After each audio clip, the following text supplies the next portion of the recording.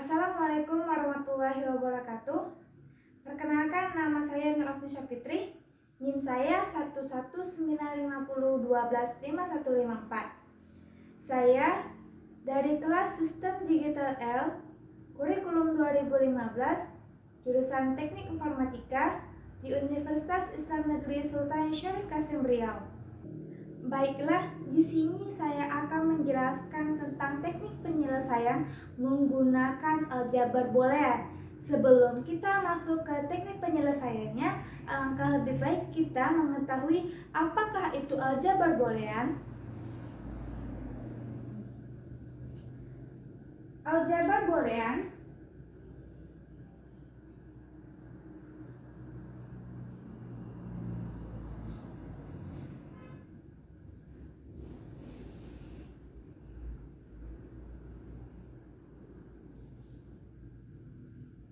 pertama kali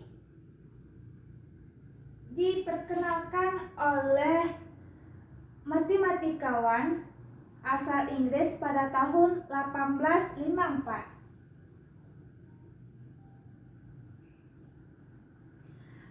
Aljabar boolean diambil dari nama penemunya, yaitu George Boole.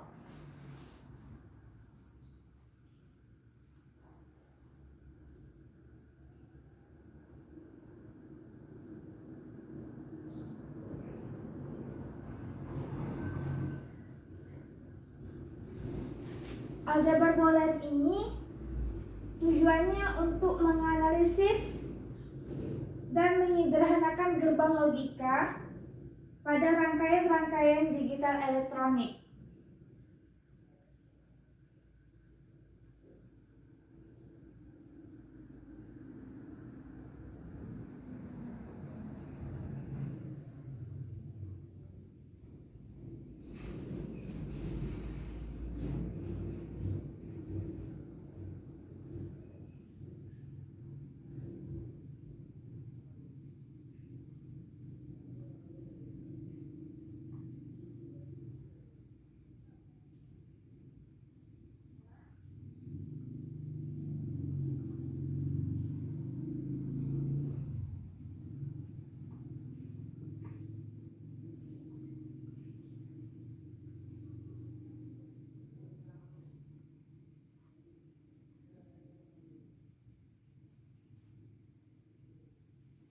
Boolean pada dasarnya merupakan tipe data yang hanya memiliki dua nilai, yaitu true dan false, atau tinggi dan rendah.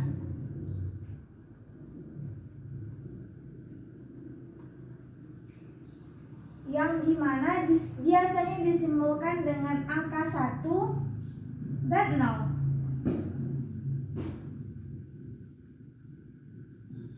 Angka 1 ditunjukkan untuk angka true atau benar, dan angka 0 ditunjukkan pada false, yaitu angka salah atau salah. Atau tinggi yang dilambangkan dengan angka 1, rendah yang dilambangkan dengan angka 0. Di dalam aljabar boolean juga memiliki 5 hukum. Hukum yang pertama yaitu hukum komutatif.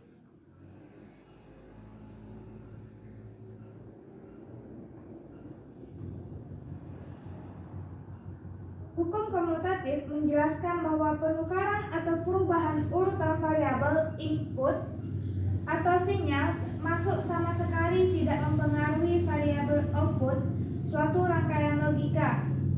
Contohnya atau misalnya A dikali B sama dengan B dikali A.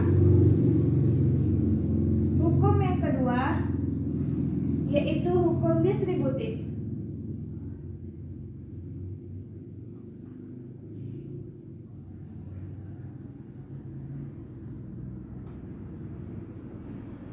Hukum distributif menyatakan bahwa variabel input pada operasi aljabar boolean dapat disebar tempatnya tanpa mengubah adalah variabel hasil dari suatu rangkaian logika. Contohnya atau misalnya A dikali B ditambah C sama dengan A, B ditambah A, C. A dikali B sama dengan AB, A dikali C sama dengan AC. Hukum yang ketiga yaitu hukum asosiatif.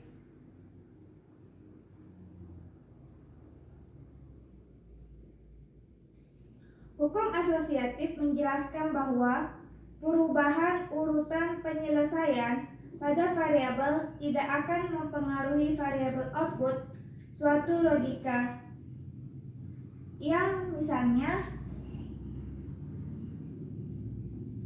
A dikali BC sama dengan A dikali B dikali C. Yang kedua, A ditambah B ditambah C sama dengan A ditambah B ditambah C. Hukum yang keempat yaitu hukum De Morgan.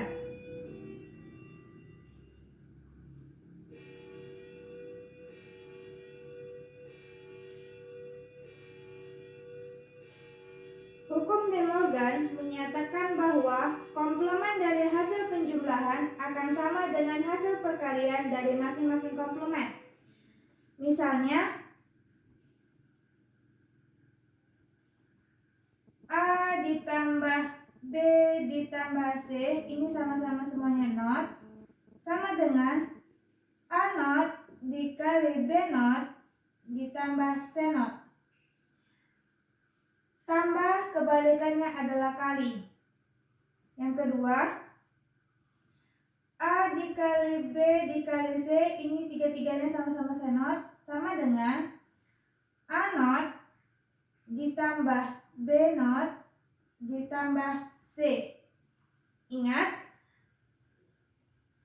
tambah kebalikannya adalah kali, kali kebalikannya adalah tambah. Hukum yang kelima yaitu hukum prioritas.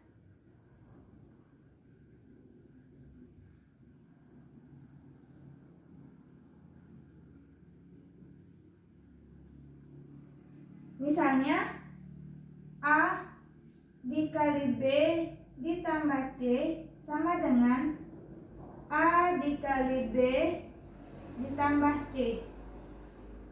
Misalnya lagi, A ditambah B dikali C sama dengan A ditambah B dikali C. Inilah hukum yang ada di aljabar boolean.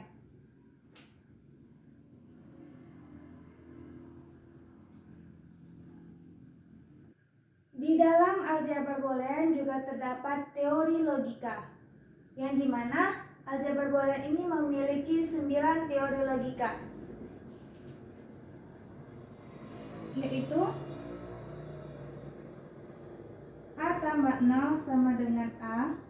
Yang kedua, A dikali 0 sama dengan 0. Yang ketiga, A ditambah 1 sama dengan 1. Dan yang keempat, A dikali 1 sama dengan A. Ini adalah teori 0 dan 1.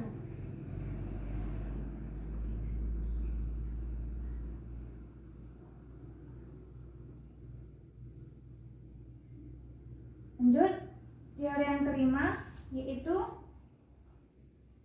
A ditambah A sama dengan A. Yang keenam, A dikali A sama dengan A. Ini termasuk teori nilai yang sama atau independen.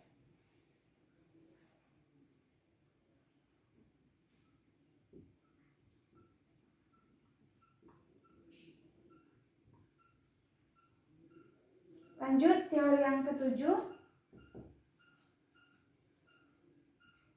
A ditambah A not sama dengan 1.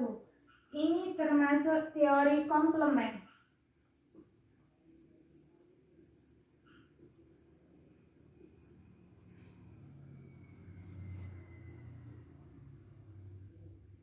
Maaf, teori komplement itu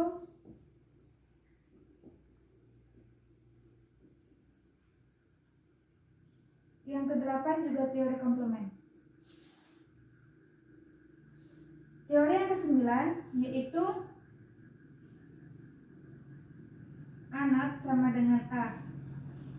Ini adalah inverse, teori inverse atau nilai kebalikan.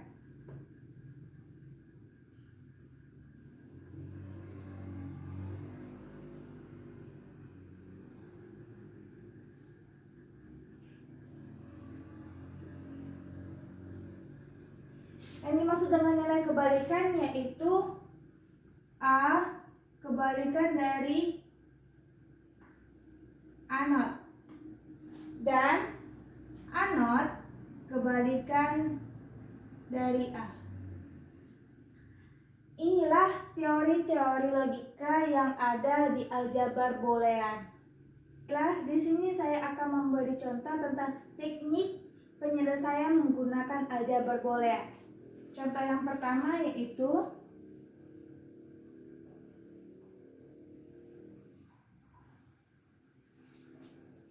Y sama dengan A B not D ditambah A B not D not.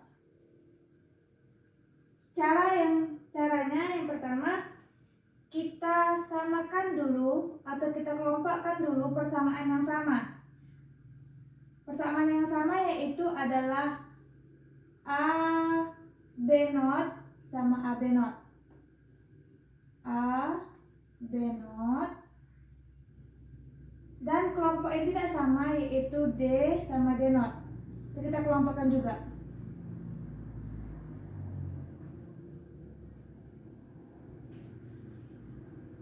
Kemudian A B not itu kita letakkan di bawah atau kita turunkan di bawah. Dan yang D ditambah D not itu sama dengan 1. Ini termasuk ke dalam teori komplement.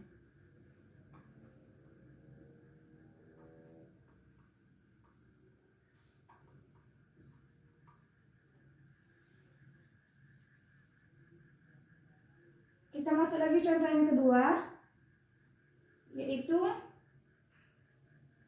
Y sama dengan A dikali B ditambah C. Ini adalah hukum distributif.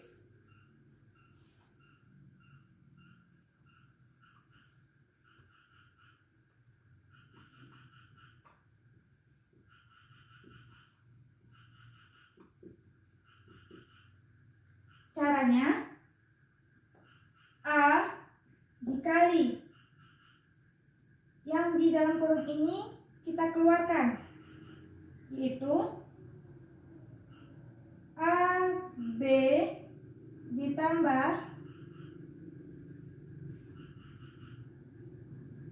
A C. Ini adalah hukum asosiatif.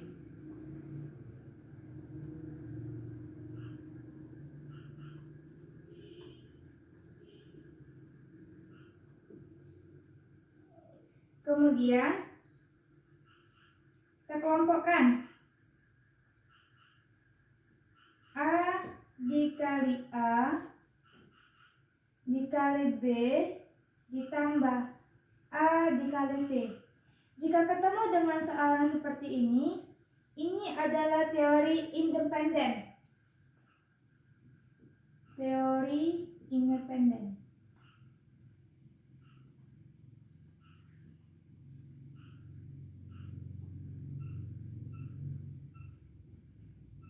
Cara selanjutnya yaitu kita kelompokkan lagi A, B ditambah A, C sama dengan A dikali B ditambah C.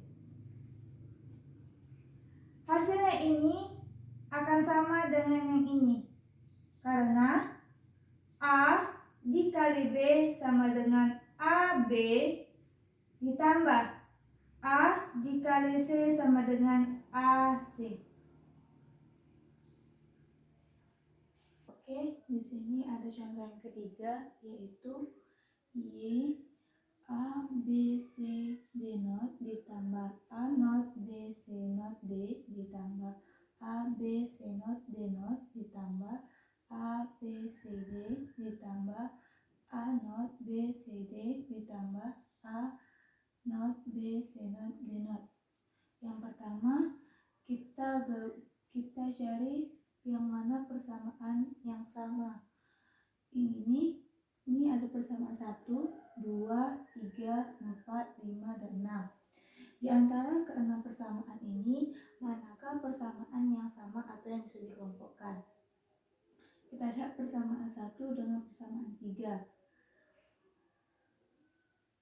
Karena persamaan 1 dan persamaan 3 yang sama itu adalah A, B, D not sama D not sini. Kalau yang C ditambah C not ini tidak sama, tapi kita bisa gabungkan 1 dan 3. Persamaan 1 A, B, C, D not ditambah A, B, C not, D not. Kita gabungkan persamaan yang sama yaitu A, B, D not. Persamaan tidak sama yaitu C sama C not. C ditambah C not. A, B, D not letakkan di bawah. C ditambah C not sama dengan 1. Jadi A, B, D not dikali 1 sama dengan A, B, D not. Kita kelompokkan lagi persamaan yang sama yaitu persamaan 2 dan 6.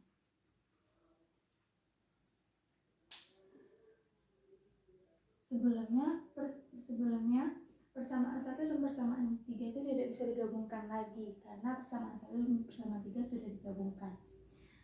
Oke, persamaan 6 caranya tidak sama, kita gabungkan persamaan yang sama. Persamaan 2 yaitu A not B C not D ditambah A B C not D not. Kita gabungkan persamaan yang sama yaitu A not B C not dan persamaan tidak sama yaitu D sama D not. D ditambah D not.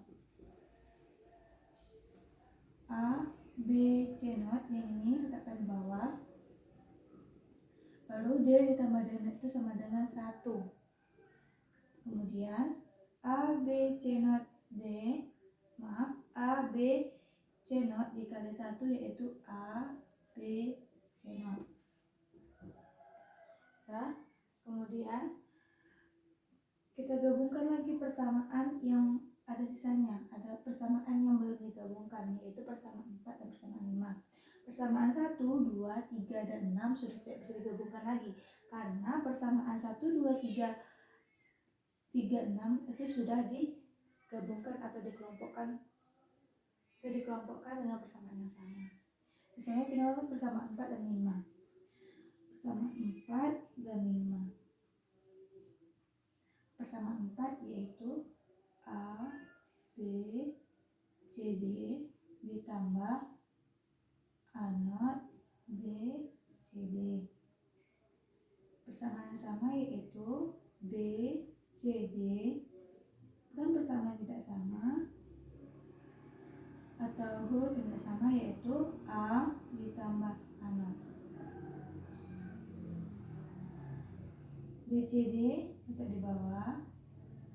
A ditambah A not sama dengan 1. B C D dikali 1 sama dengan BCD. Langkah yang terakhir yaitu kita jumlahkan bagian 1 atau persamaan 1 yang ini, persamaan 2, persamaan 1, persamaan 2, dan persamaan 3 atau kelompok 1, kelompok 2, dan kelompok 3 itu kita tambahkan.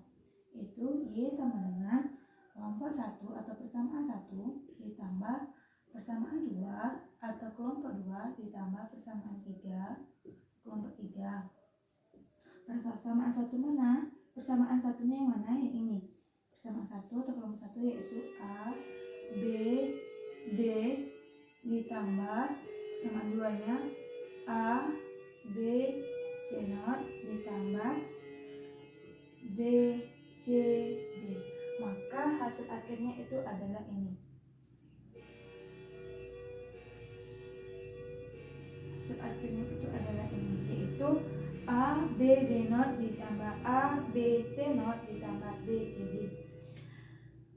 Sekianlah penjelasan saya tentang teknik penyelesaian aljabar boolean. Saya akhiri. Assalamualaikum warahmatullahi wabarakatuh.